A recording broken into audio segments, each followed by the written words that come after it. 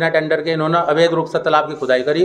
लगभग 70-80 लाख रुपए की मिट्टी बेची गई। एक महीना लगातार 18 ट्रैक्टर चले हैं।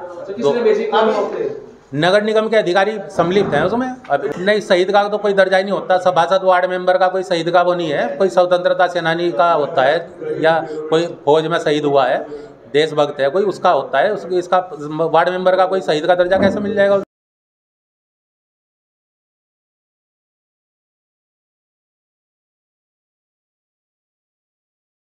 नगर निगम रुड़की के वार्ड नंबर 23 में 2021 में एक तालाब की अवैध रूप से खुदाई करी गई थी सौंदर्यीकरण के नाम पे।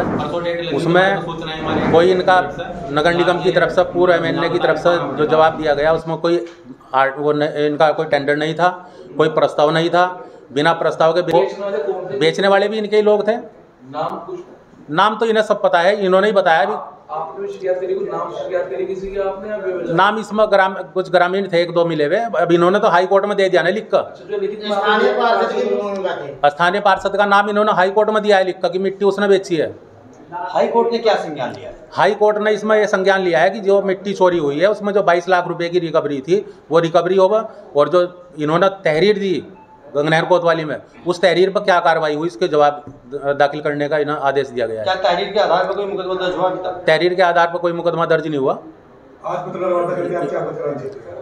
हम तो यही बताना चाह रहे हैं कि माननीय हाई कोर्ट ने जो आदेश किया है तो वो एक जनहित में है और होना चाहिए। भ्रष्टाचार के खिलाफ जो हमने आवाज़ उठाई, वो भ्रष्टाचार के खिलाफ माननीय हाई कोर्ट ने संज्ञान लिया है। और तत्कालीन मेयर ने भी इसमें संज्ञान नहीं लिया, क्या कारण रहा? मेयर के संबंध में तो हम कुछ बता नहीं सकते। देखो, ये मामला अधिकारी का होता है। मेयर बड़ा अध्यक्ष जी, आपका कहना ये है कि जो मिट्टी खोदी गई और जेसीबी से खोदी गई, हालांकि मनरेगा का काम दिखाया गया, उसमें अधिकारियों का क्या कहना है? अधिकारियों ने तो गोलमोल करके रखे हमें। अधिकारियों ने तो यहाँ के तक के हमें मारने की धमकी भी दिलवाई है। ये सारे मेयर का हस्तक्षेप क्यों नहीं होगा? नहीं, मेयर साहब का इसमें हस्तक्षेप हमें नहीं पता, क्योंकि मेयर साहब को हम शिकायत नहीं कर सकते। शिकायत हम अधिकारी को कर सकते हैं। रिकवरी तो डीएम साहब करेंगे ना, नगर निगम से। नगर निगम से रिकवरी करने के आदेश है। अब वो नगर निगम जाने या कोई ठेकेदार जाने जिसने मिट्टी खोदी होगी, वो रिकवरी कौन देगा? नगर निगम से आदेश किए हैं। हाँ जी, हाई कोर्ट ने जो आदेश किए हैं डीएम साहब को, नगर निगम से आदेश, रिकवरी के आदेश है। अब वो हाई कोर्ट तय करेगा। 1 महीने का समय है इसमें। हाँ जी, जो आदेश आए आपको नहीं मालूम? डीएम साहब के नाम आए। डीएम साहब रिकवरी नगर निगम से करे। नगर निगम उस समय के अधिकारी तो उससे करेंगे और ठेकेदारों से करेंगे और पार्षदों से करेंगे। अब ये इस संबंध में तो डीएम साहब ही बता पाएंगे। आज आपने प्रेस वार्ता क्यों करी?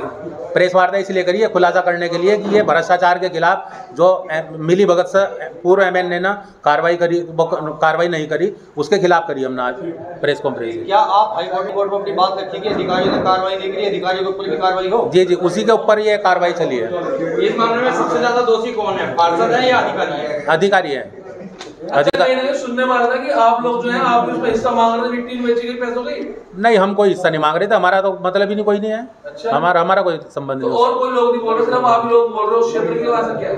नहीं, सभी बोल रहे हैं, सभी हमारे साथ है। ऐसा नहीं। क्या मानते हैं जो भ्रष्टाचार को लेकर आपने आवाज उठाई और लोगों ने आवाज नहीं उठाई, मेयर तक इसमें चुप रहे, सिर्फ अधिकारियों को टारगेट किया गया, क्या इसके पीछे राजनीतिक षड्यंत्र है? हाँ, राजनीतिक दबाव डाला है। उस समय राजनीतिक दबाव में ही ये जो आवाज उठाने का जो सिलसिला है, ये राजनीतिक एंगल तो नहीं है? नहीं, ऐसा कुछ नहीं है। गाँव की राजनीति तो नहीं है हमारा? नहीं, हमारा कोई राजनीति से संबंध नहीं है। अच्छा।